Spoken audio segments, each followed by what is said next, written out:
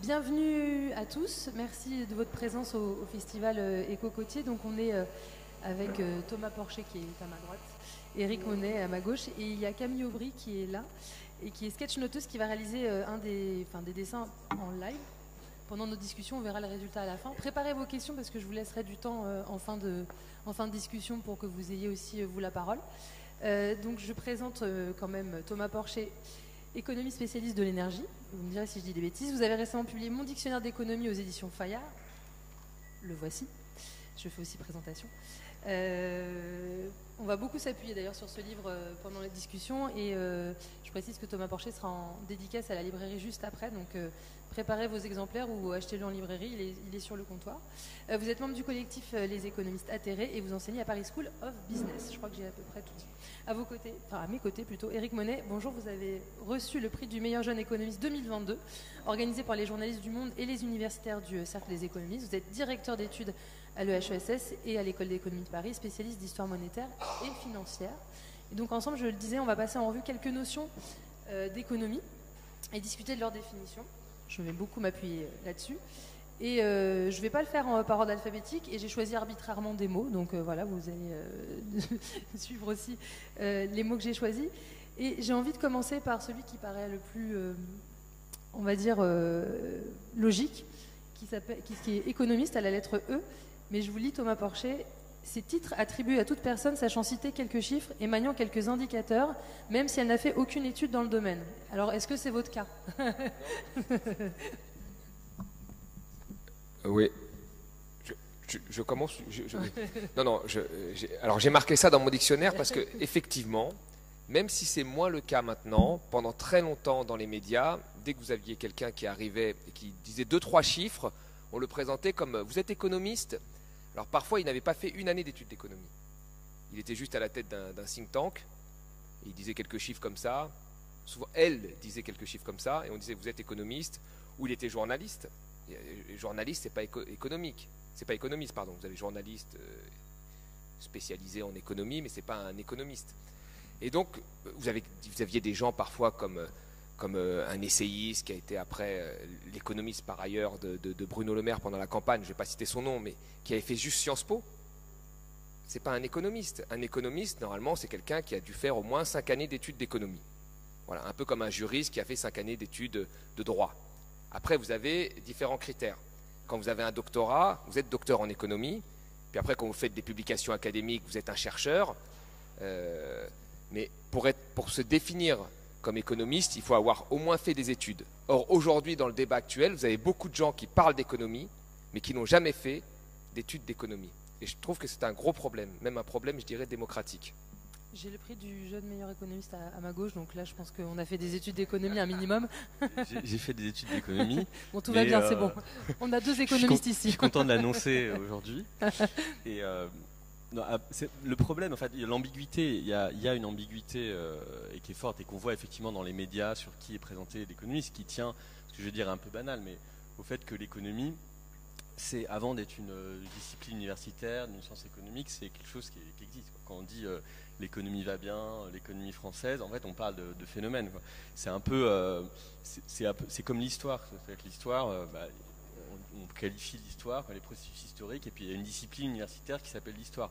Et en histoire, il y a ce même débat de qui on peut les qualifier d'historiens. Il y a plein de gens qui écrivent sur l'histoire. Est-ce qu'ils le font avec une manière scientifique ou pas? Et d'une certaine manière, il y a quand même, ça enrichit le débat aussi. C'est-à-dire que il y a des gens. Je pense que la question de l'économie, après sur les études, le nombre d'études, je ne sais pas exactement, mais ça va être plus sur la question des méthodes, je veux dire, qu'on va reconnaître, et sur une disposition d'esprit sur la manière dont on va parler d'économie. Parce qu'après, c'est vrai qu'on peut avoir des gens qui font un travail d'analyse de l'économie, qui ne sont pas forcément universitaires, qui vont être dans des entreprises, des syndicats, mais ils parlent d'un certain point de vue.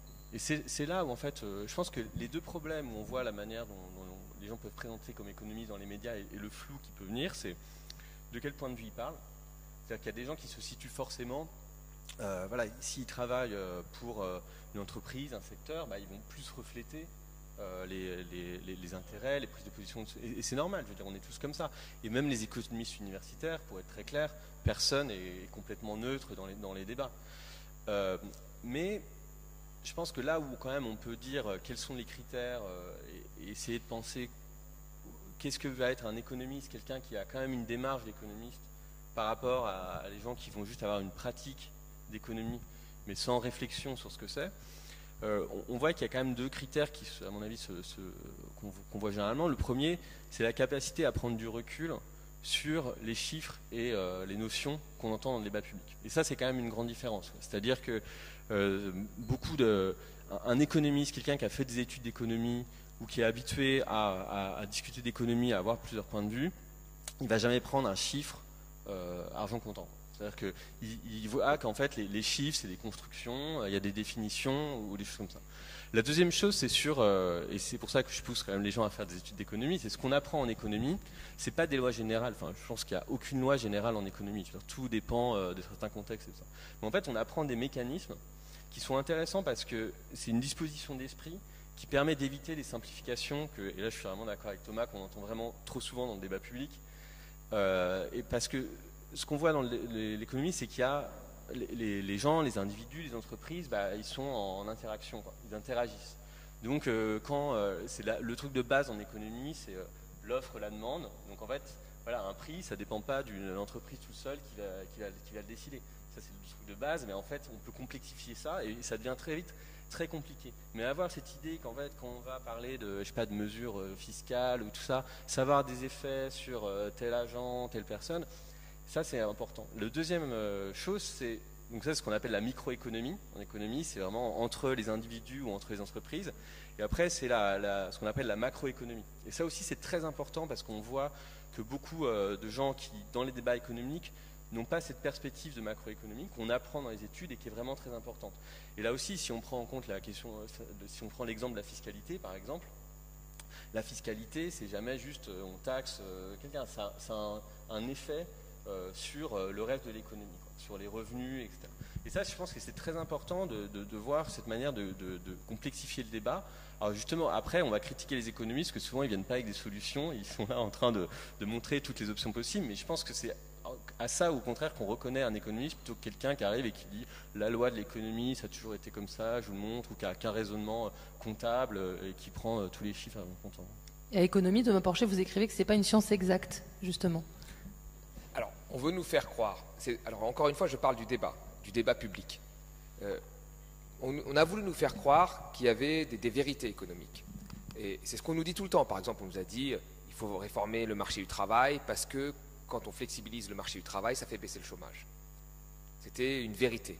Voilà. On nous a fait croire, même des économistes, des chercheurs très bons, qui ont écrit un livre, Le négationnisme économique, qui nous ont fait croire qu'en fait, il y avait des consensus en économie et des vérités, parce qu'il y avait des méthodes qui étaient plus valables que d'autres, sans rentrer dans le détail. Mais en réalité, c'est faux. En économie, il y a plusieurs avenirs. Il faut avoir ça en tête. Margaret Thatcher disait « There is no alternative ». Emmanuel Macron avait dit « L'autre politique est un mirage ». En fait, en réalité, en économie, il y a plusieurs avenirs et il faut les confronter sur un pied d'égalité.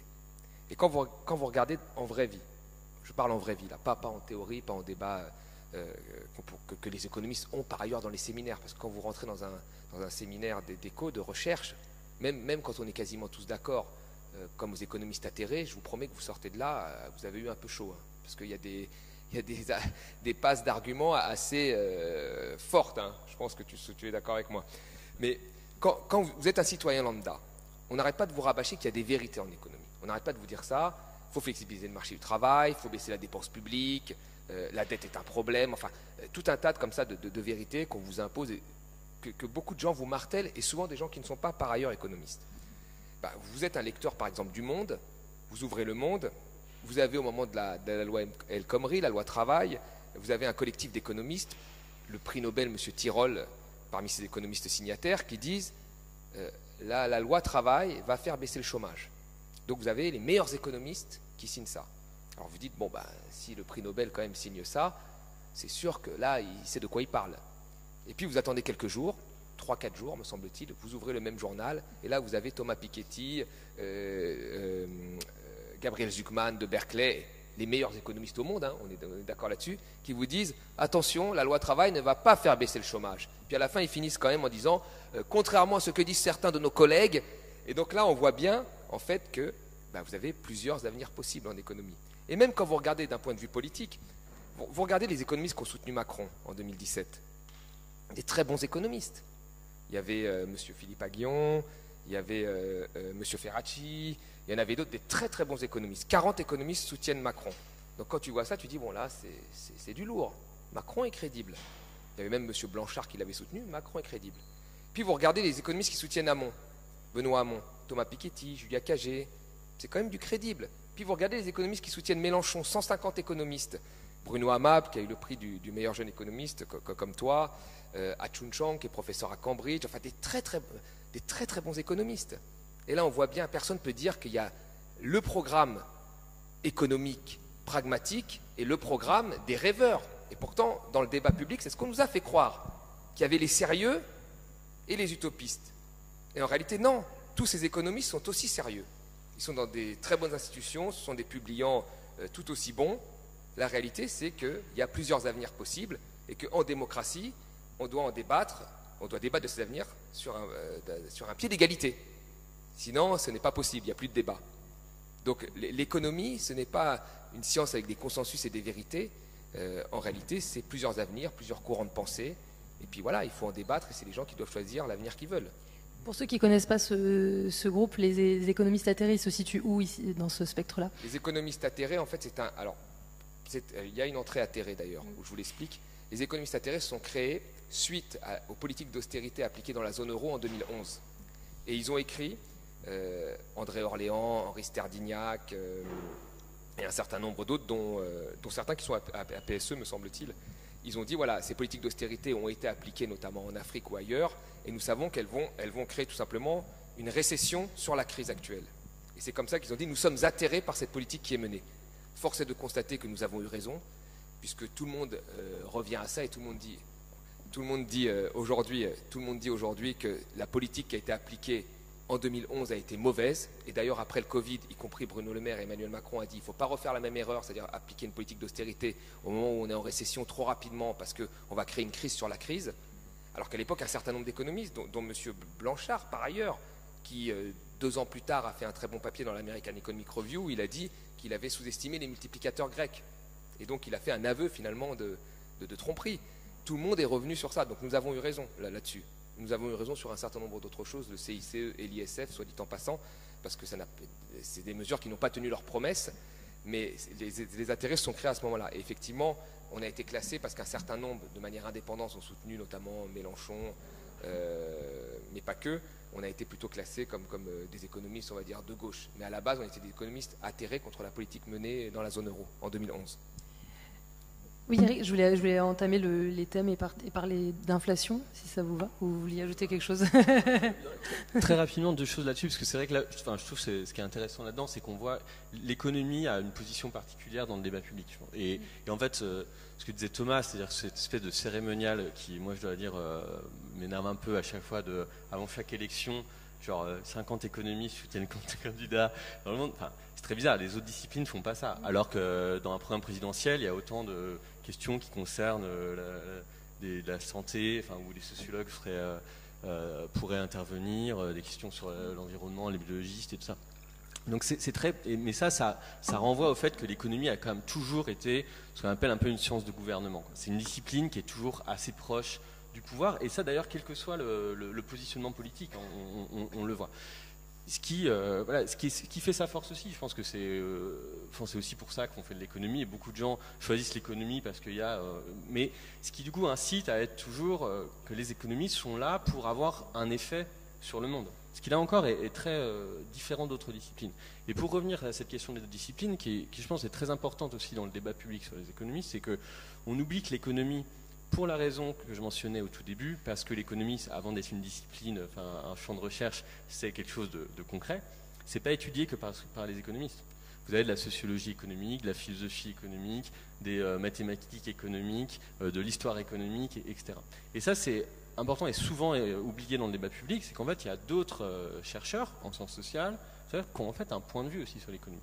qui est souvent très très important. Enfin, moi, je pense qu'il est aussi important à prendre en compte, y compris dans les débats. Alors à la lettre I, on va parler de thèmes qu'on entend beaucoup en ce moment. Je crois qu'on n'a pas fini beaucoup de l'entendre celui-là.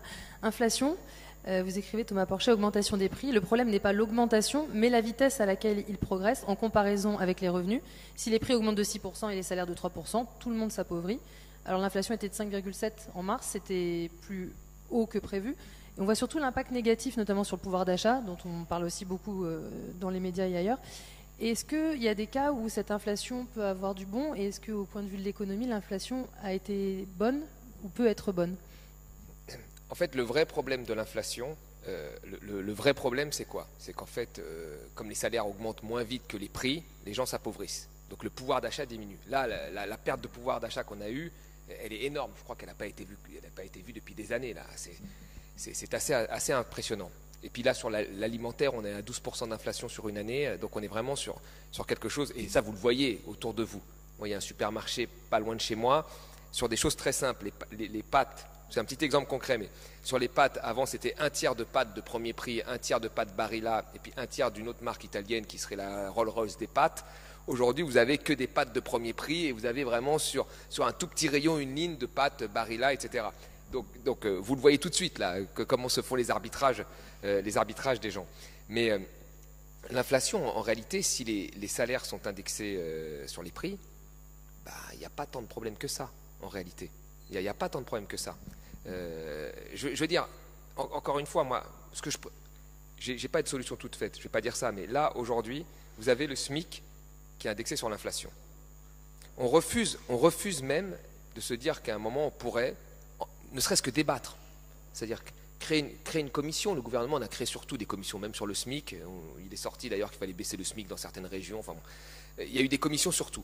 Il n'y a même pas une commission qui a été créée pour se dire, bon, et si on augmentait cette indexation du SMIC là, sur l'inflation, si on commençait à augmenter jusqu'à 2000 euros, 2500 euros, et on regarde quel serait l'impact sur l'inflation.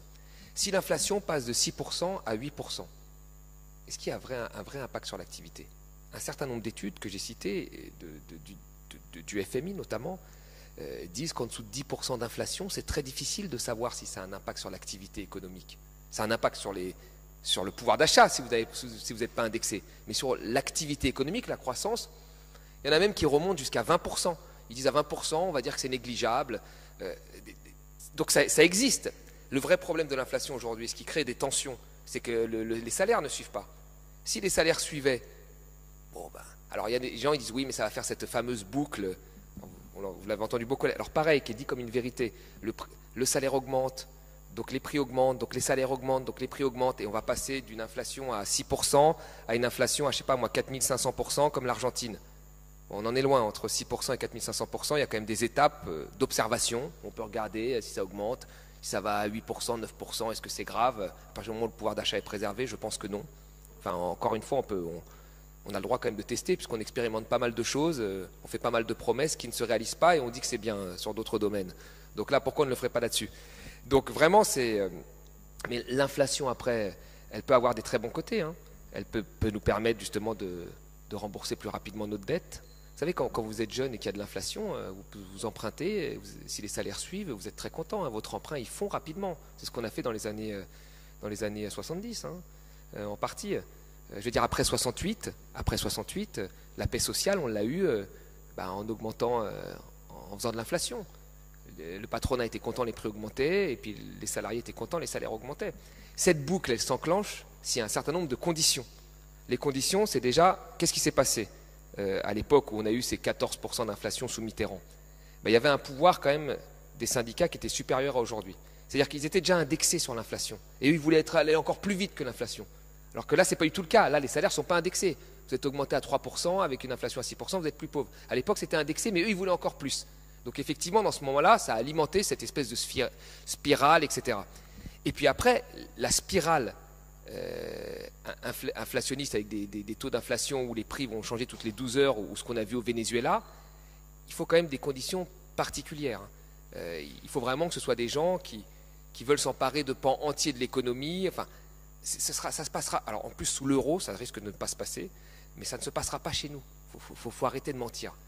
faut arrêter d'agiter l'hyperinflation comme ça, comme si on allait retourner dans le cas de l'Argentine ou de la Hongrie d'après-guerre. Ça n'arrivera pas. C'est juste que voilà, les gens ils ne veulent pas avoir une inflation un peu plus élevée parce que ça dérange les financiers, ça leur fait perdre un peu plus d'argent, et puis parce qu'on a une politique pour les personnes âgées, quoi, pour les épargnants plus que pour la jeunesse. Vous partagez ce point de vue, Eric? C'est pas tellement le taux d'inflation le problème, mais le niveau des revenus qui s'aligne ou non? Oui, complètement. Moi, c'est ce que j'ai toujours dit sur la question de l'inflation, c'est que d'emblée, ce qui compte, c'est comment les salaires s'ajustent sur l'inflation. Et ça, c'est quelque chose qu'on observe dans tous les moments historiques où il y a eu de l'inflation, c'est que tout de suite, l'inflation en fait crée ce qu'on voit depuis 1 an et demi maintenant, des revendications sociales et des conflits dans les entreprises, parce que en fait, et ça crée des énormes pertes de pouvoir d'achat s'il n'y a pas d'indexation. Et c'est d'ailleurs pour ça que l'inflation crée, c'est quelque chose de compliqué. Enfin, on le voit depuis un an. Et d'ailleurs, c'est assez intéressant parce que si on fait quand même référence à la théorie économique, je pense que ce qu'on lit un peu dans la théorie économique, on va dire habituelle, sur pourquoi est-ce que l'inflation c'est mal, c'est pas exactement les bonnes raisons. C'est-à-dire que théoriquement, on dit l'inflation c'est mal parce que en vocabulaire économique, on dit ça distord les prix relatifs. Donc qu'est-ce que ça veut dire? Ça veut dire que en fait, normalement, une économie qui fonctionne bien, ça veut dire que quelque chose qui est de meilleure qualité va y avoir plus de demandes, donc son prix va être un peu plus élevé, et qu'en fait s'il y a de l'inflation, bah, vous savez pas pourquoi, enfin ça se trouve le jour au lendemain, quelque chose qui normalement devrait être moins bon va être plus cher, etc. Donc ça perturbe ce qui serait un peu le mécanisme naturel de l'économie. Et en fait on voit, il y a eu des études qui ont montré que même dans des épisodes de 15% d'inflation comme il y avait dans les années 70, ces questions des prix relatifs, en fait c'est pas tellement un problème. Alors que par contre, ce qu'on voit qui est un problème et qu'on voit là depuis 1 an, c'est que dès que vous atteignez des niveaux d'inflation qui ne sont pas si élevés, hein, qui sont 5-6% d'inflation, en fait, ça crée des énormes problèmes d'inégalité, parce que l'inflation va être toujours très inégalitaire, et c'est pour ça que l'indexation des salaires et le fait que les salaires suivent, c'est important, mais ça ne résout pas non plus tous les problèmes, parce que déjà dans les salaires, tout le monde n'est pas salarié, il y a beaucoup de revenus qui ne sont pas des revenus salariés, il y a des choses qui peuvent paraître très concrètes, mais l'inflation, c'est toujours, elle est toujours vers le futur, quoi. Alors que si le salaire, il est déterminé 1 mois avant, et quelquefois, ça peut faire des différences. Et en fait, la différence, c'est toujours pour les personnes les plus pauvres.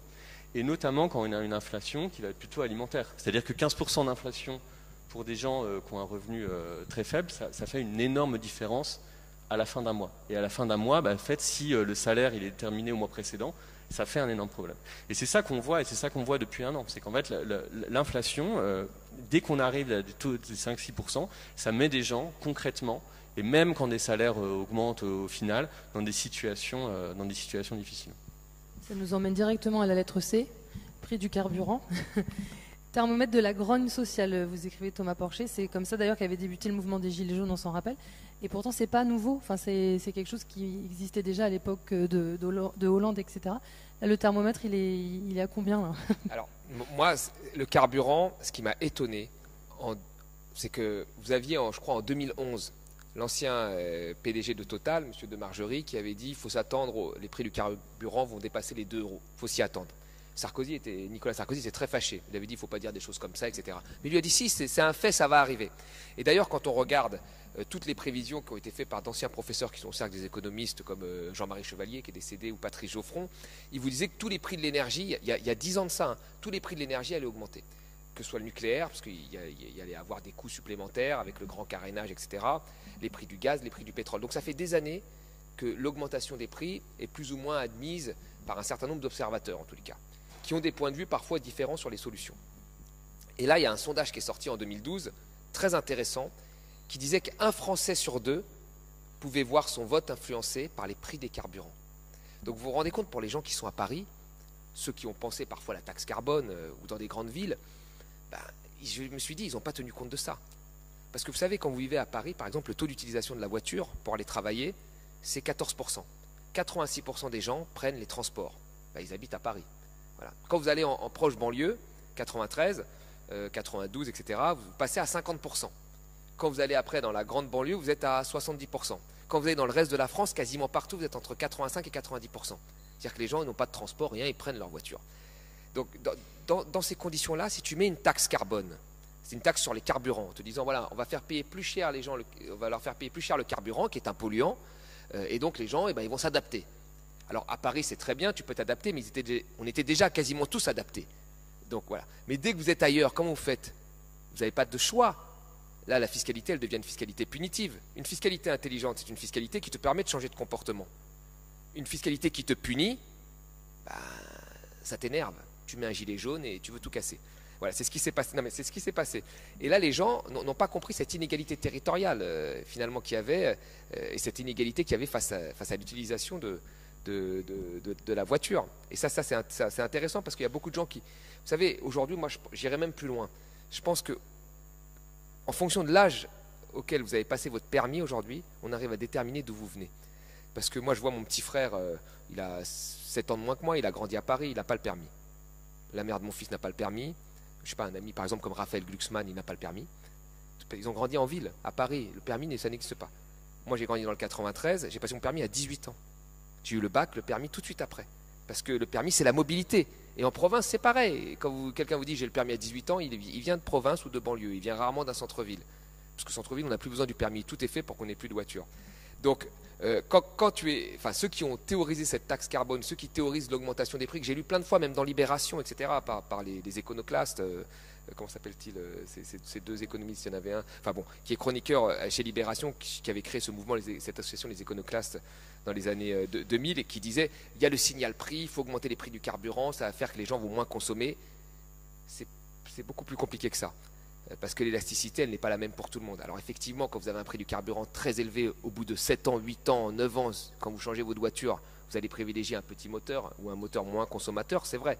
Mais sur le moment, vous allez faire des arbitrages avec d'autres postes de consommation. Vous allez consommer moins sur des loisirs ou ailleurs pour remplir votre plein. Donc les carburants, c'est très intéressant. C'est pour ça que j'ai mis, c'est le thermomètre de la grogne sociale, parce que beaucoup de gens pensaient que tout allait passer facilement. Et quand il y a eu le mouvement des Gilets jaunes, j'étais pas tant surpris que ça, parce qu'il y avait tous ces sondages qui existaient depuis longtemps. C'était surprenant ce mouvement, Eric, ou est-ce que c'était écrit? Sur les Gilets jaunes, ouais. Non, je pense là encore, ça c'est un grand problème, je ne sais pas si c'est des économistes ou des décideurs publics, mais qu'on a trop tendance à faire dès qu'on raisonne sur des variables économiques comme l'inflation et tout ça, c'est de raisonner en moyenne, quoi. Et ça c'est un énorme problème, c'est-à-dire qu'en fait il y a des gens sur lesquels des petites mesures, c'est comme un autre exemple, mais les APL, enfin en moyenne 5 euros, c'est pas grand chose pour les gens, mais en fait pour certaines personnes ça peut avoir un impact énorme. Et ça c'est quelque chose qu'il faut prendre en compte, cette question-là, plus en fait au-delà de l'impact que ça a sur la vie des gens, les symboles que ça peut envoyer. Et c'est vrai que dans ce cas, il y avait cette idée que seulement le faire par le prix, sans avoir des mesures compensatoires. Après, je ne suis pas spécialiste du mouvement des Gilets jaunes et tout ça. Je ne suis pas d'ailleurs non plus spécialiste des questions énergétiques, je dois dire, sur les prix du carburant. Mais ce que je trouve intéressant, c'est la question du carburant, justement de l'œil de quelqu'un qui n'est pas spécialiste de l'économie de l'énergie.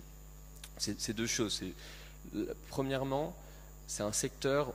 Et il y a beaucoup en fait d'exemples comme ça, où on voit que l'État intervient énormément et on fait comme si ce n'était pas vraiment le cas. Et je pense que ça crée aussi une sorte d'hypocrisie qui biaise un peu le débat public. Dans les carburants c'est énormément taxé. Dès qu'il y a eu de l'inflation, on voit que l'État a fait du contrôle des prix. Donc on est dans des systèmes où vraiment, je pense que on demande à un extraterrestre qui arrive sur les carburants, il pense qu'on est en économie socialiste. J'exagère un peu, mais et en fait, on fait comme si c'était des mécanismes de marché. Et un autre exemple de ça, c'est sur les différences de taxation. On sait, il y a plein de débats là-dessus en ce moment. C'est quand même le kérosène n'est pas taxé sur les avions. Donc, il y a des aberrations comme ça où en fait, on ne sait même plus à un moment pourquoi. D'où viennent ces choix, et en fait c'est comme si à un moment l'État en fait était très présent dans le secteur mais n'assumait pas ses choix. Et ça je pense que c'est un grand problème du débat public, c'est pas le seul secteur où ça arrive, mais il me semble que la question des prix du carburant est un exemple, et ça renvoie aussi aux conséquences qu'il y a eu sur la taxe carbone. Le deuxième point sur ces questions du carburant, c'est que là, évidemment aujourd'hui la question du carburant c'est une question en grande partie environnementale, écologique, c'est que là on est sur un exemple typique où on va dire le prix du carburant ne reflète pas son utilité sociale, on va dire, pour les raisons des exemples que donnait Thomas tout à l'heure. C'est-à-dire que il y a des gens, ils ont absolument besoin d'essence pour aller travailler et ils n'ont aucune alternative. Aujourd'hui, aucune alternative. Et s'ils ne vont pas travailler, non seulement ce sera désastreux pour eux, mais ça sera même désastreux pour la société. Et puis il y a des gens qui prennent la voiture alors qu'ils pourraient très bien prendre le métro à Paris. Donc en fait, vous avez le même prix. Et ce prix, et ben en fait, dans un cas, ça implique une attitude qui est pour la société, en tout cas à l'instant T actuellement, qui est nécessaire à la société. Et puis dans le deuxième cas, une attitude où en fait ça crée juste de la pollution et il y aurait une alternative. Et donc le prix ne reflète pas ça. Donc ça c'est un problème, c'est un problème. Donc comment est-ce qu'on fait? Et ça on revient au débat hyper classique de la théorie économique, c'est-à-dire qu'on identifie des problèmes dans le fonctionnement de l'économie. Donc là c'est un problème écologique. Donc qu'est-ce qu'on fait justement en fonction du prix, en augmentant le prix? Mais là du coup c'est hyper inégalitaire sur cette question de besoin social. On revient exactement à ce dont on parlait. Est-ce qu'on le fait purement avec un système de quotas? Un système de quotas où on dirait, alors voilà, telle personne, en fonction d'où il habite, aurait le droit à tel litre de carburant, à tel prix, en fonction de sa profession et tout ça. On en a un système extrêmement compliqué, que je pense personne aujourd'hui, même nos meilleurs ingénieurs, seraient capables de gérer comment on fait. Ou soit en fait on a un système sur lequel en fait on est un peu plus habitué, mais j'ai l'impression que sur les questions de carburant, aujourd'hui on hésite un peu, c'est-à-dire qu'en fait avec un mix entre ce qui existe actuellement, c'est-à-dire avec un prix, mais avec de la fiscalité, et puis des réglementations. C'est-à-dire qu'en fait, c'est ça, c'est plutôt qu'un système de quotas en disant chacun a droit à tel litre d'essence, c'est dire il y a des zones où en fait, on va faire que là, prendre la voiture sur ces zones-là, c'est très difficile parce qu'on sait très bien que, alors là, ça peut éventuellement dépendre de la profession, enfin de quel est le transport. En fait, il y a plus de dégâts environnementaux que d'apport au bon fonctionnement de la société. Il y a un gros sujet aussi dans ce dictionnaire à la lettre R, réforme des retraites. L'argument principal, je vous cite Thomas Porcher, l'argument principal pour justifier la réforme des retraites est le vieillissement de la population française qui rendrait notre système de retraite déficitaire. C'est ce qu'on a entendu beaucoup pour défendre la réforme. Mais l'argument de départ est faux, écrivez-vous. Premièrement parce que notre système n'est pas déficitaire et deuxièmement parce que le choc démographique avec le vieillissement de la population a déjà eu lieu. Alors j'ai envie de vous poser une question un peu provoque. Pourquoi s'embarquer dans une réforme aussi impopulaire si l'argumentaire de départ ne tient pas debout? Bon, alors, là j'ai écrit le dictionnaire, vous savez il est sorti en fin septembre, donc il a été écrit l'année dernière. Et là on a vu que tous les arguments que le gouvernement a mis en avant ont été démontés les uns après les autres. Par des économistes sur les 1200 €, Michael Zemmour, mais même aussi des démographes qui ont dit finalement la même chose que moi. Parce que c'est des faits. Enfin, je veux dire, il y avait 3 retraités pour 10 salariés en 1970. 3 pour 10. Aujourd'hui, on est à 6 retraités pour 10. Donc le choc démographique a déjà eu lieu. On a fait x2. Vous voyez, on a fait 100% d'augmentation. Là, le choc qui nous attend, c'est de passer de 6 retraités à 7 retraités, de 6 à 7, d'ici 2040. Donc, dans à peu près une vingtaine d'années. Alors, sachant que les prévisions de long terme maintenant sont très difficiles, parce que des prévisions de 2019, oui, avec souci, bon, c'est très difficile, mais donc ce choc démographique, c'est ça qui devrait mettre à plat notre système de retraite. Donc l'argument démographique a été confirmé encore une fois par des démographes qui ont été interrogés. Là, tout le monde est passé à la télé sur ces questions. Ça ne tient pas. Ça ne tient pas. Ça ne tient pas. La réforme des retraites, elle vise à une chose, c'est ce que je dis à la fin, à faire des économies. Nous savons, voilà, il y a eu un certain nombre de cadeaux qui ont été faits, les impôts de production, etc. Il faut baisser la dépense publique. On baisse la dépense publique, en faisant des économies. On a fait l'assurance chômage, où on a fait quelques économies. Et là, maintenant, on fait les retraites. Voilà, c'est tout. L'aspect démographique, et puis il ne faut pas oublier une chose, on nous a souvent mis en avant, les retraites, c'est aussi, elles sont financées par des salaires, par des cotisations. Donc le niveau de salaire est aussi important. Si vous prenez après les prévisions mises en place par la politique économique menée par le gouvernement, oui, vous avez une forme d'austérité salariale sur les fonctionnaires, vous avez le non-renouvellement d'un poste de fonctionnaire sur 2, et donc dans ces conditions-là, vous avez très rapidement effectivement un déficit que vous avez créé toute pièce par la politique que vous menez. Si le corps, qui est beaucoup critiqué ces derniers temps par le gouvernement, mais si le corps faisait de la vraie prospective, on va dire, c'est-à-dire qu'il faisait un scénario avec, par exemple, je sais pas moi, la création de postes de fonctionnaires dans la petite enfance, dans l'hôpital, des choses dont on a parlé avant l'élection, pendant le Covid, et là on aurait probablement des scénarios qui seraient beaucoup plus positifs, parce que là ils ne sont pas dramatiques. Dans la plupart des cas, vous avez un déficit, qui est un léger déficit, hein, qui est autour de 3%. Donc vous savez, 3% de déficit, c'est l'épaisseur du trait. Et puis dans la plupart des scénarios, qui se redressent quand même. Je veux dire, un déficit devient problématique quand ça ne se redresse pas. Mais dans beaucoup des scénarios, là, il se redresse. Donc à un moment où il se redresse, la situation est plutôt OK. Le problème des retraites, c'est un problème d'économie, c'est pas un problème de démographie, c'est pas un problème de on veut sauver le système de répartition, c'est faux. Ça ne veut pas dire que le système est parfait. Dans notre système, il y a beaucoup de problèmes, et notamment dans la génération qui va être à la retraite, parce que nous avons des carrières beaucoup plus hachées. Et donc nous allons avoir des pensions qui seront déjà inférieures à celles de nos grands-parents, puisque nous avons des carrières hachées. Et la réforme que l'on propose là, c'est que pour les pensions, c'est que ce soit encore pire que si on ne faisait rien. Et donc la vraie question en réalité, moi je trouve, c'est comment on fait pour conserver ce taux de pauvreté le plus faible au monde, parce que c'est un fait, nous avons le taux de pauvreté des retraités le plus faible au monde, il y a le Luxembourg devant nous, quoi, mais bon, c'est une petite... Bon. Mais après, sur le reste des pays, on est le plus faible. Comment on fait pour conserver ce taux-là? Il va peut-être falloir augmenter les salaires, cotiser plus, enfin il y a plein de possibilités. Il n'y a pas que la possibilité de se dire on va décaler l'âge, comme ça on va faire 10-12 milliards d'économies, et puis c'est très bien, on a fait des économies sur les retraites alors que les pensions ont déjà diminué. Donc je pense que le débat aujourd'hui, il y a eu tellement de débats, tous les arguments sont tombés les uns après les autres, et c'est pour ça qu'on est dans cette situation politique, c'est-à-dire qu'il a fallu passer d'abord par un 47-1, c'est-à-dire faire croire qu'une réforme structurelle, on a fait passer cette réforme structurelle comme une réforme d'urgence budgétaire. Alors que la première année, là, parce que ça va être mis en place en septembre, on ne va quasiment rien gagner. Mais on a fait croire que c'était une urgence budgétaire, alors que c'est quand même une réforme structurelle.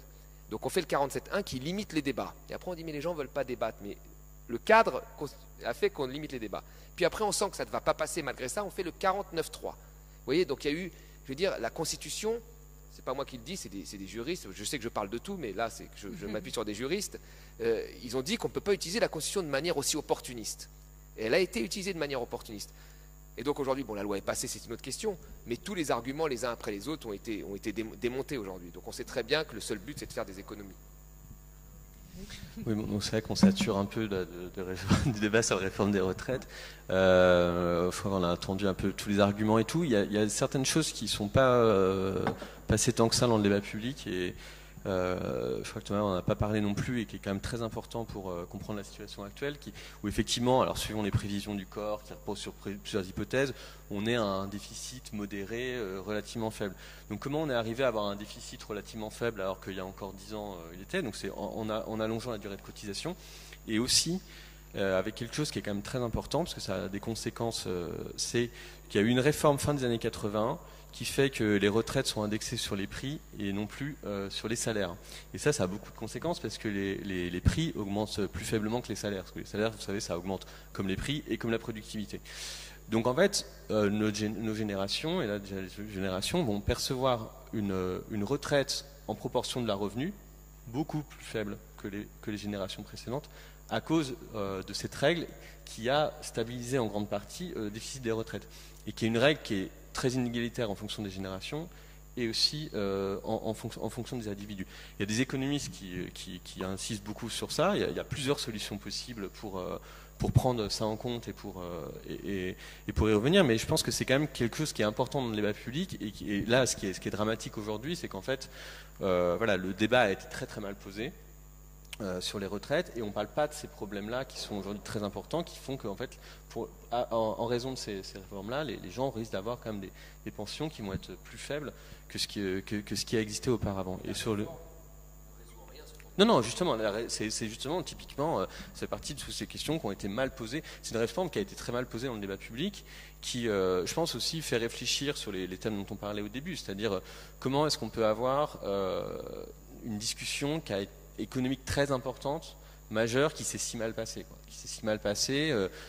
Il n'y a pas eu d'expertise longue, il n'y a pas eu des débats au Parlement technique. Quand il y avait des débats, en fait, on se rendait compte 3 jours après que les parlementaires n'arrivaient pas à avoir les bonnes informations, sachant qu'on a en France beaucoup de gens au corps, au ministère des Finances, plein d'économistes dans plein d'universités, d'institutions privées qui pourraient fournir ces renseignements.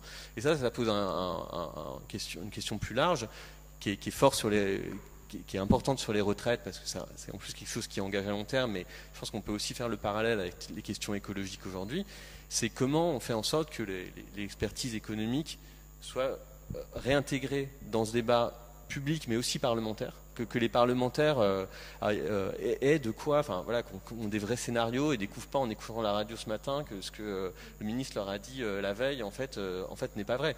Il y a des pays où il y a lié au Parlement une administration qui peut être qui est indépendante du Parlement, donc qui n'est pas soumise en fonction de la majorité du Parlement, mais qui va donner des éléments économiques aux parlementaires sur demande. C'est le cas notamment en Angleterre, aux États-Unis. Je pense qu'il y a aussi des interrogations. Là, on est vraiment dans le chaud sur cette réforme, mais une interrogation plus large à avoir sur la faiblesse du débat économique qu'il y a eu ici, qui est sans doute de la faute des gens qui ont porté la réforme, mais plus structurellement, peut-être des institutions économiques et de la place de l'expertise économique au Parlement en France. On est déjà au-delà. J'aurais bien parlé de planification écologique aussi rapidement, mais si on a le temps, juste 2 minutes de faire la...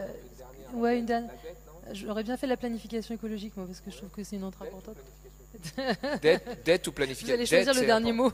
Ou planification écologique. Dette, c'est pas mal. La dette, on nous l'a... Vous voulez parler dette? Allez, dette. Oui, voilà. Alors la dette publique, c'est la dette de l'État, et donc dans le débat public, vous écrivez, elle est souvent utilisée comme un épouvantail pour justifier les économies sur le service public, la baisse des prestations sociales et la privatisation des entreprises publiques. Donc c'est la bonne excuse, c'est ça? Oui, alors là, il n'y a pas eu... D'ailleurs, ils nous l'ont ressorti, vous avez vu, en communication, c'est intéressant d'analyser tout ça, parce qu'à la fin, ils nous ont... Bon, on ne peut pas faire autrement, il y a la dette. Au début, c'est important de réformer les retraites pour financer la transition écologique, l'éducation, etc. Puis après, c'était pour sauver le système de répartition. Puis après, c'est bon, écoutez les amis, il n'y a plus de débat à avoir, il y a la dette. Et on nous a fait le coup à plusieurs reprises.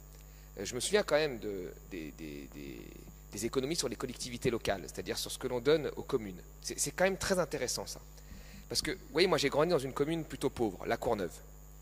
La Courneuve, le budget de l'État a été divisé par 2.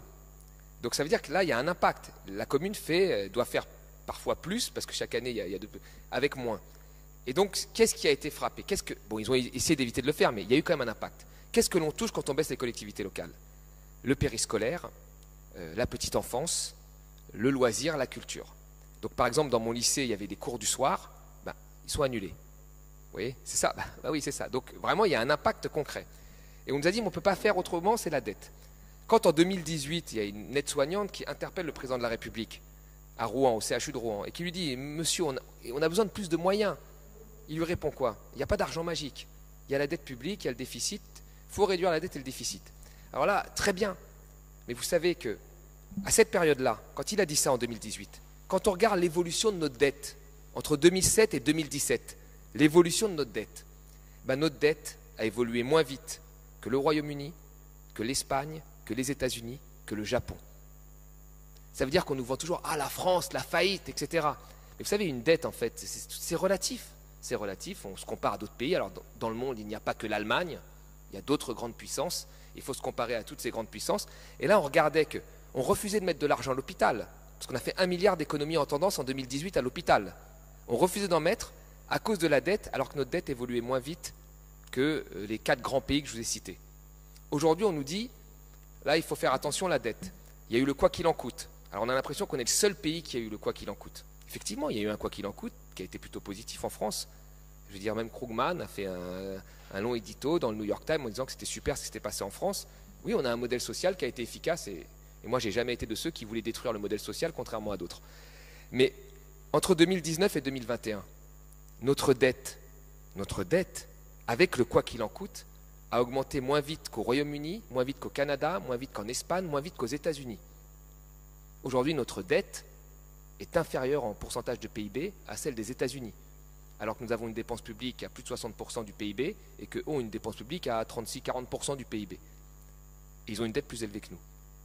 Donc, je veux dire, aujourd'hui, avant de s'affoler sur la dette, il faut faire des comparaisons. Tout est relatif. Je veux dire, tant que notre dette, si demain elle est en perte de contrôle, je serai le premier à vous dire qu'il faut faire des réformes. Je ne suis pas un fou. Je ne pense pas que la dette n'existe pas, comme le ministre de l'économie du Venezuela disait que l'inflation n'existait pas. Je ne suis pas de ces gens-là. Je suis quelqu'un de rationnel. Mais justement, j'observe les choses. Notre dette a augmenté moins vite que d'autres. Donc, elle reste encore quand même flight to quality, comme on dit, attractive, parce qu'il y a beaucoup d'épargne dans l'économie, énormément d'épargne. Et les gens n'aiment pas la mettre que dans le privé. Ils aiment bien acheter aussi des dettes d'État. Et la nôtre reste encore une belle signature. Surtout que ça va, niveau privé, c'est pas la grande fête en ce moment.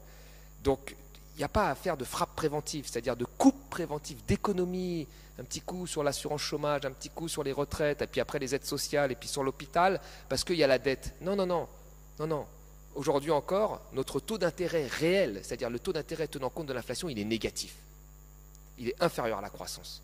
Donc, tout va bien. On surveille l'évolution, on surveille avec sérieux l'évolution, mais pour le moment, tout va bien. Notre dette reste encore soutenable, comme d'autres économies. Et voilà, c'est tout. Quoi, on va avoir 20% de dette comme l'Estonie? Enfin, je veux dire, l'Estonie, c'est une puissance économique plus importante que nous. Enfin, il faut aussi... Il y a des pays africains, ils ont 10 milliards de dettes, ils font faillite. Hein. D'accord? Mais pourquoi ils font faillite? Parce que ils n'ont pas de patrimoine public, ils n'ont pas une monnaie comme nous, ce ne sont pas des grandes puissances, et ainsi de suite. Donc personne ne va acheter leurs dettes. Donc avec très peu de dettes, ils font faillite. Nous, tout va bien. Alors, il y a un élément, et je finirai là-dessus, qui peut poser problème. C'est que vous savez, un certain nombre de travaux montrent que quand vous avez en comptabilité, vous avez un passif, la dette, et vous avez un actif, ce qui appartient au public. Jusqu'à aujourd'hui, c'est moins le cas peut-être depuis le quoi qu'il en coûte, mais on reste quand même assez proche, le patrimoine public est plus élevé que la dette publique. C'est-à-dire que les générations futures n'héritent pas de 3 000 milliards de dettes publiques. Ils héritent d'un actif net, d'un patrimoine public. C'est-à-dire les infrastructures, il ne s'agit pas de vendre la tour Eiffel, mais on hérite de... Quand vous traversez la rue, là, vous avez des belles routes, ce n'est pas le cas dans beaucoup de pays. Hein. Vous héritez de tout ça, notre enfant, puis de tous les moyens qui vont être mis à la disposition de nos enfants. Le vrai danger, c'est que le patrimoine public baisse drastiquement. Je vous donne un chiffre, on a vendu par exemple 2500 bâtiments publics depuis 2016. Hop là. On a privatisé quasiment 79 entreprises ces 30 dernières années, totalement ou un petit peu. On voulait vendre par exemple ADP, là on brade les actifs publics. Et justement, si vous bradez les actifs publics et que la dette augmente, bah là les générations futures héritent d'une dette. Et la soutenabilité à long terme de notre dette est mise en difficulté. Donc c'est plus dans l'arrêt du bradage des actifs que dans des petites coupes comme ça qui vont toujours être douloureuses pour les gens de la dépense publique, qui vont se faire à l'hôpital ou ailleurs, qu'il faut aller voir que là ce que se trouve la clé de la soutenabilité de notre dette. Je vais retenir tout va bien. Moi, ça me paraît une bonne conclusion. Oui, tout va bien pour le moment. Merci à tous les deux. On va passer aux questions parce que... Non, mais Eric, vous aurez l'occasion de... C'est sur la dette publique, ouais, à 5 minutes. Alors qu'on a déjà débordé. Est-ce que vous avez des questions? Et puis pendant ce temps-là, on va préparer pour qu'on puisse voir ce qu'a dessiné Camille pendant notre discussion. Ouais.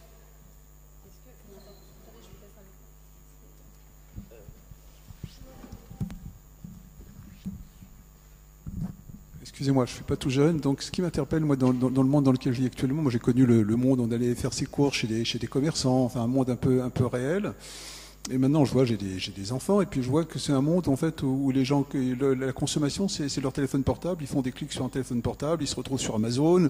Je vois dans ma rue ce matin, donc j'ai des livreurs qui passent d'Amazon et qui distribuent en fait tous les colis. Et je me demande si ça ne va pas créer en fait un monde qui est totalement source d'inégalité. C'est-à-dire qu'il va y avoir Monsieur Jeff Bezos d'un côté, qui est multimilliardaire, mais enfin, on n'a peut-être pas besoin de l'enrichir encore davantage. Et puis d'un autre côté, tout un tas de gens qui travaillent dans des conditions un petit peu pénibles et difficiles, alors qu'on avait des commerçants qui étaient entre guillemets ce qu'on appelait une classe moyenne, et puis qui vivaient à peu près correctement. Et ça crée, en fait, ça diminuait, je pense, de certains côtés, l'inégalité la répartition de richesse. Vous m'avez compris. Voilà, c'était ma question.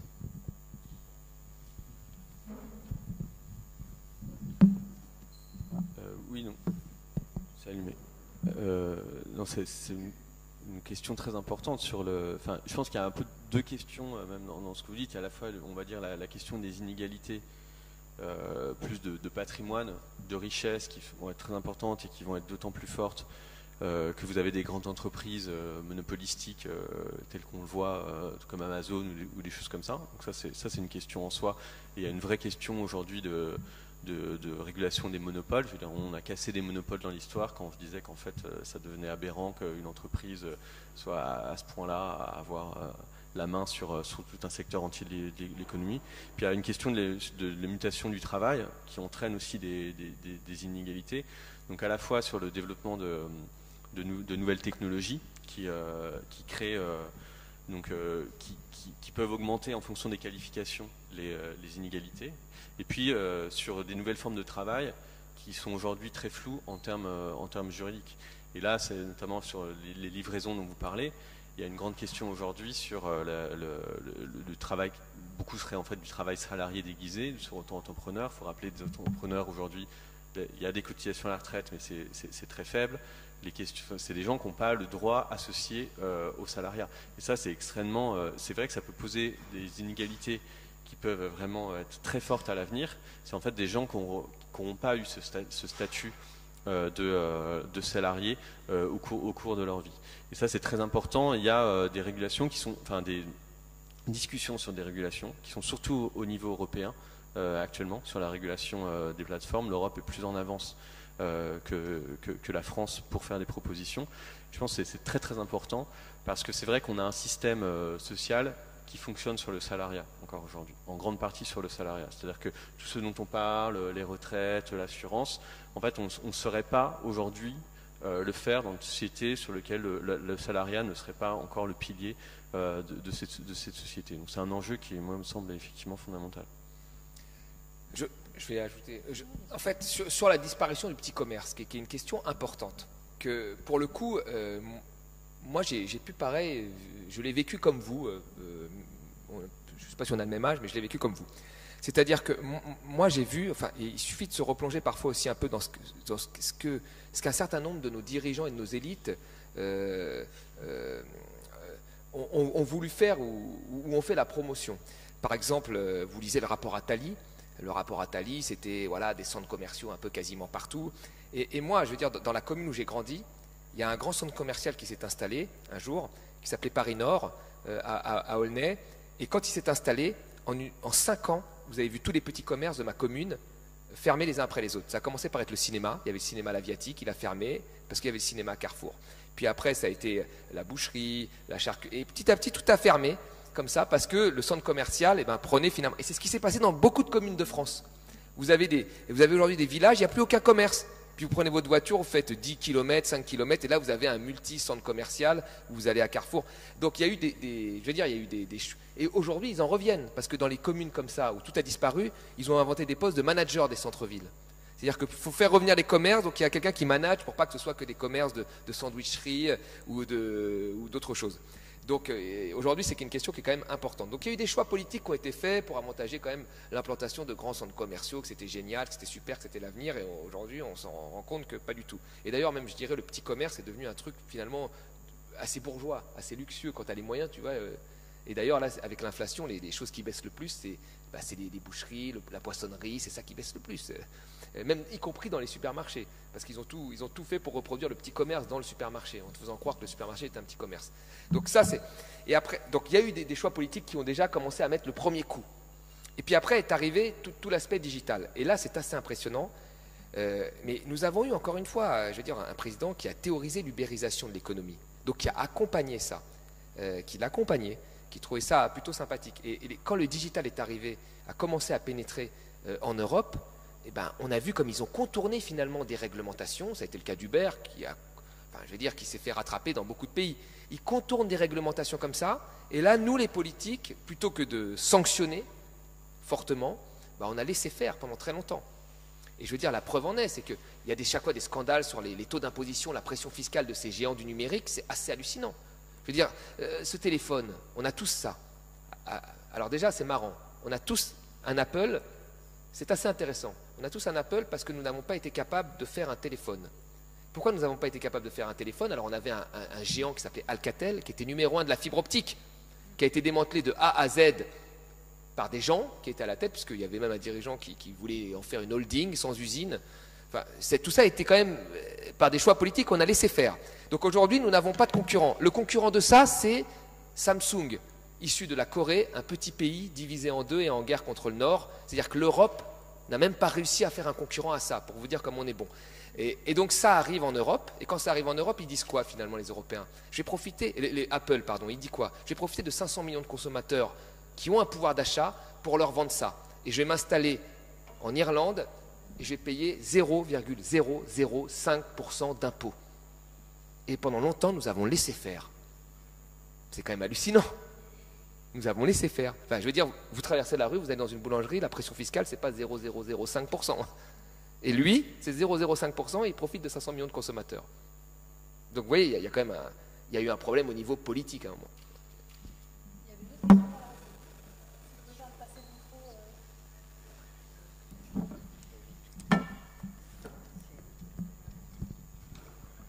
Vous avez parlé de jeunesse, d'inflation et de retraite. Bah, moi, ça me concerne directement. J'ai 22 ans, donc je me suis reconnu dans le discours et j'ai beaucoup aimé le tout va bien de votre discours au final. Le tout va bien. Mais moi j'ai un petit problème avec le débat aujourd'hui de l'économie vis-à-vis et de la retraite et de l'inflation.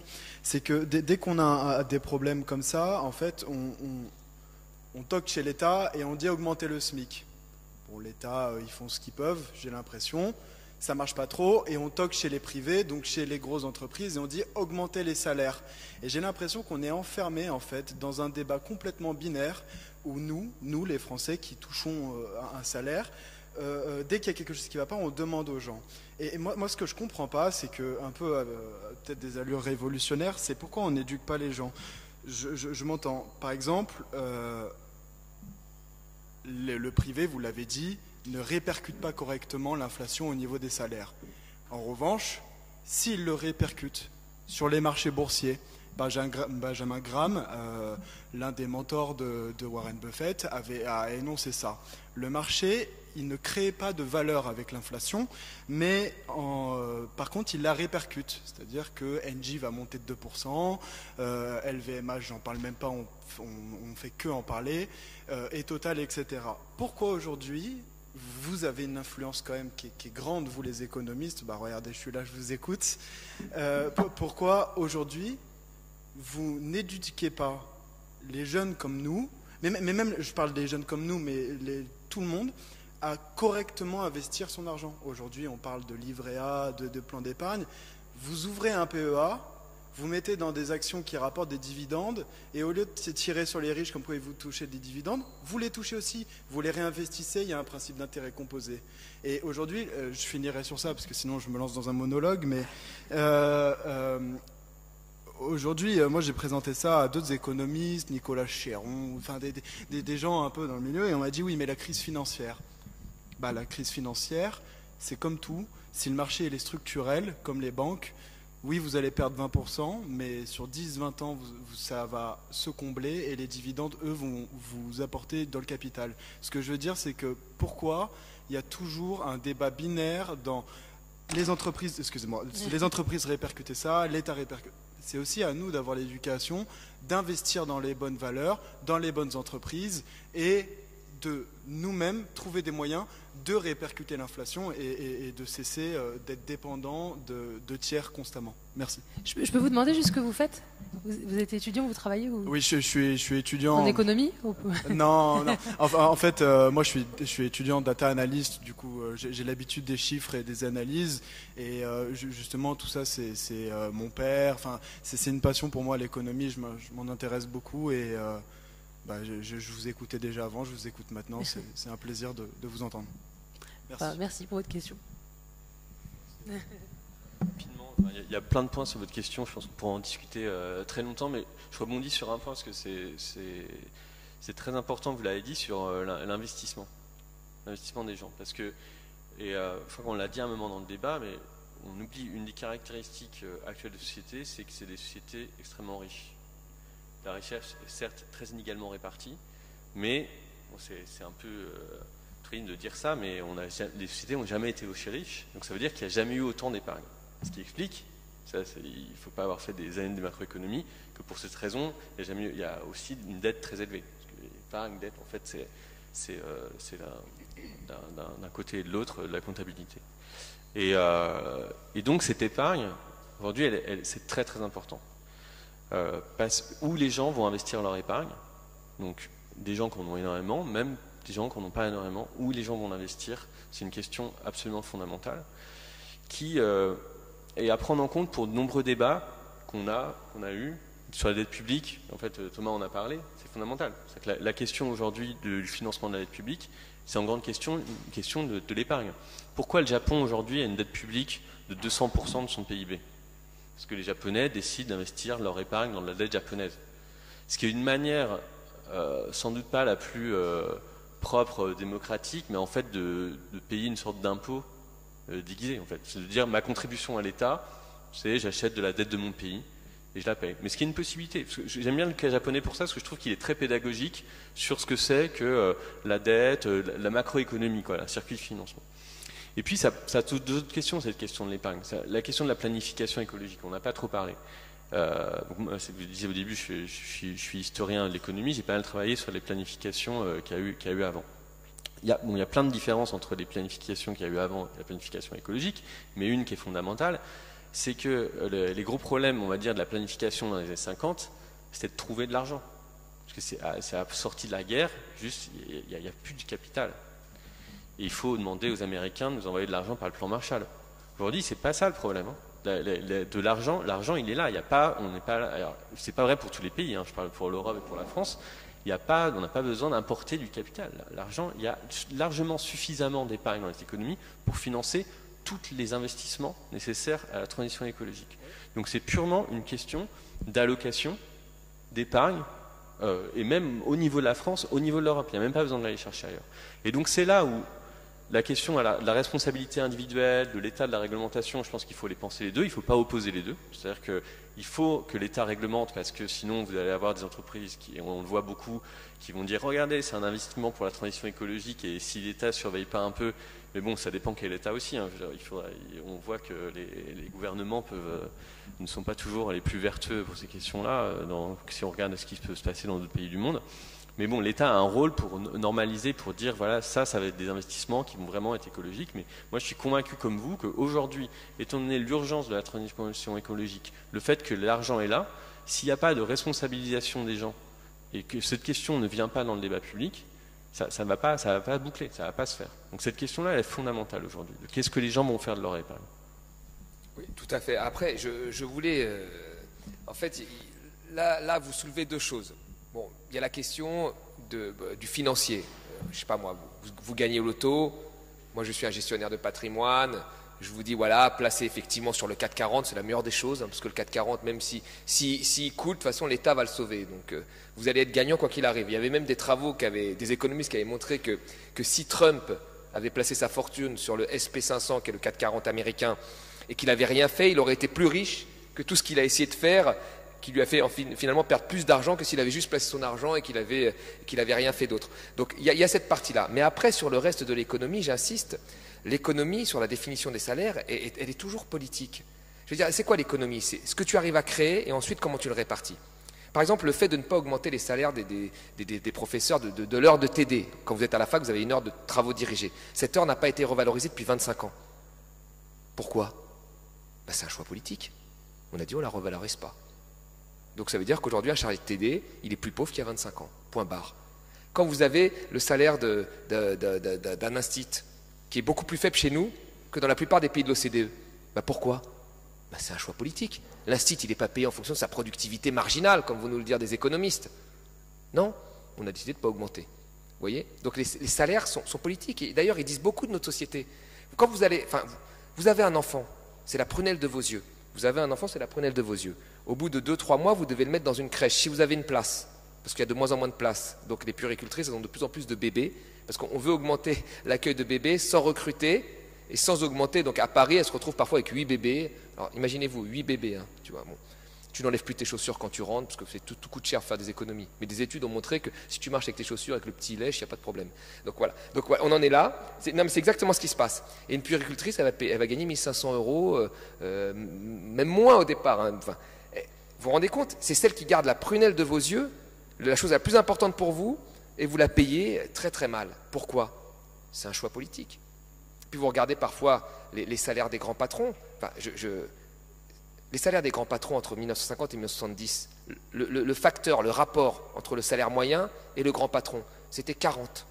C'est-à-dire qu'un grand patron gagnait 40 fois plus que le salaire moyen d'un employé dans son entreprise. Aujourd'hui, c'est 200, voire 300 fois. Ça a été multiplié par 10. Est-ce qu'on peut dire que la productivité de ces grands patrons a été multipliée par 10? Non, c'est le système qui a fait qu'ils ont beaucoup plus gagné, parce qu'on est passé d'une économie managériale à une économie actionnariale, où ce que donne le patron à l'actionnaire va déterminer son salaire. Vous voyez? Donc, le changement de système a fait qu'ils ont eu des salaires qui ont explosé. Vous voyez? Donc en fait, les salaires aujourd'hui, le SMIC, tout ça, ce sont des choix politiques. Et donc, à un moment, bah oui, il faut exiger que le privé paye mieux. Alors, pas que les appeler, parce qu'on les appelle beaucoup, mais ils ne répondent pas trop. Enfin, c'est Bruno Le Maire qui les a appelés, je crois, me semble-t-il, 8 fois depuis qu'il est ministre de l'économie. Bon, voilà. Et il faut, après, il y a des choix politiques. Est-ce qu'on augmente le salaire des profs? Est-ce qu'on fait qu'ils soient à la moyenne des pays de l'OCDE, ce qui n'est pas le cas? Est-ce qu'on augmente le salaire des infirmières? C'est des choix politiques. Donc il faut vraiment différencier la gestion de patrimoine, quand on a un patrimoine, effectivement, pour le faire fructifier. Et ça marche beaucoup chez les jeunes, notamment avec la crypto, etc. Enfin, voilà. Et après, comment on paye finalement les gens qui travaillent pour nous, qui travaillent dans nos sociétés, quoi. Et ça, c'est des questions politiques.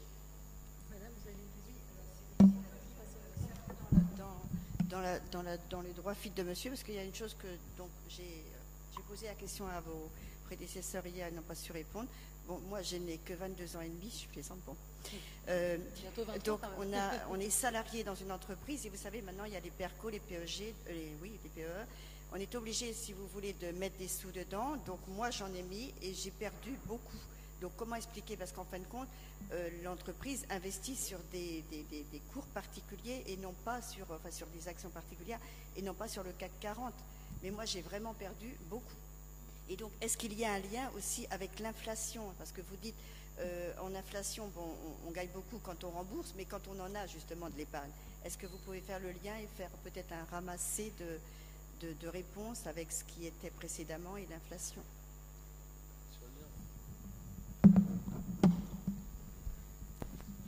Si vous avez une épargne, la question de l'inflation, souvent on dit que l'inflation fait diminuer l'épargne.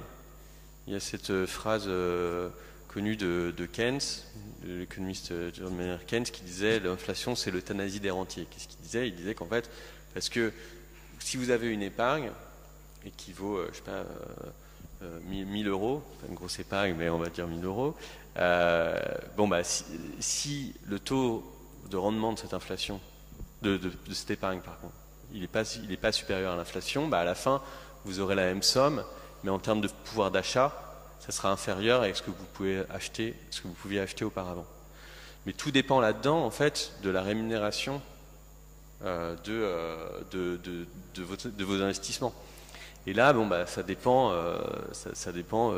beaucoup des investissements. Donc, il n'est pas toujours vrai que l'inflation fait diminuer l'épargne. C'était très vrai, et c'est à ça que faisait référence Keynes quand il parlait d'euthanasie des rentiers. Quand vous avez, après les guerres, on avait 50% d'inflation par an, oui, parce que aucun rendement n'arrivait à 50% d'inflation. Aujourd'hui, là, en fait, ça dépend vraiment. Si vous avez d'investir dans l'aide publique aujourd'hui, effectivement, c'est plutôt négatif, le rendement.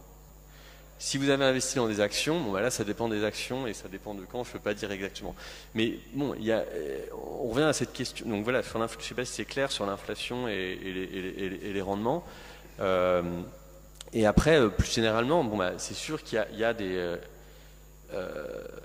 investissements, en gros, plus c'est risqué, plus vous risquez de gagner ou de perdre, moins c'est risqué.